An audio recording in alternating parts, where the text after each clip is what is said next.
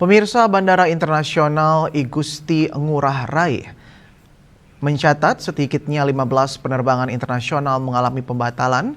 Situasi ini merupakan dampak penutupan ruang udara di kawasan Timur Tengah menyusul meningkatnya konflik antara Amerika Serikat, Israel, dan Iran.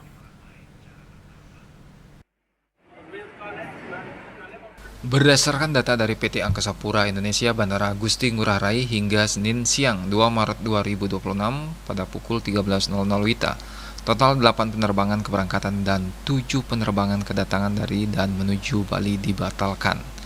Mayoritas penerbangan terdampak merupakan rute menuju kawasan Timur Tengah seperti Dubai, Abu Dhabi, dan Doha yang dioperasikan maskapai Emirates Etihad Airways serta Qatar Airways.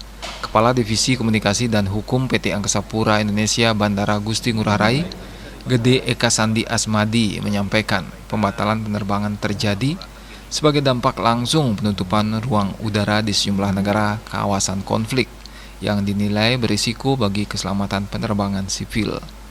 Meski demikian, operasional penerbangan di Bandara Ngurah Rai secara umum tetap berjalan normal dan pelayanan kepada penumpang tetap berlangsung optimal.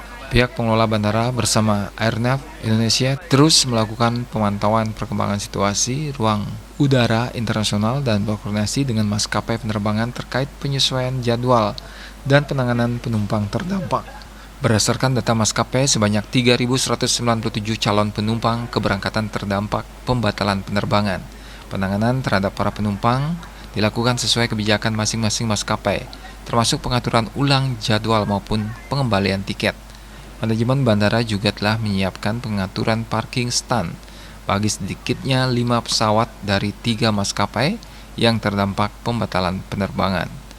Pihak bandara mengimbau seluruh calon penumpang untuk secara aktif berkomunikasi dengan maskapai guna memperoleh informasi terbaru terkait jadwal penerbangan seiring situasi konflik di kawasan Timur Tengah yang makin dinamis. Tim Liputan Bali TV.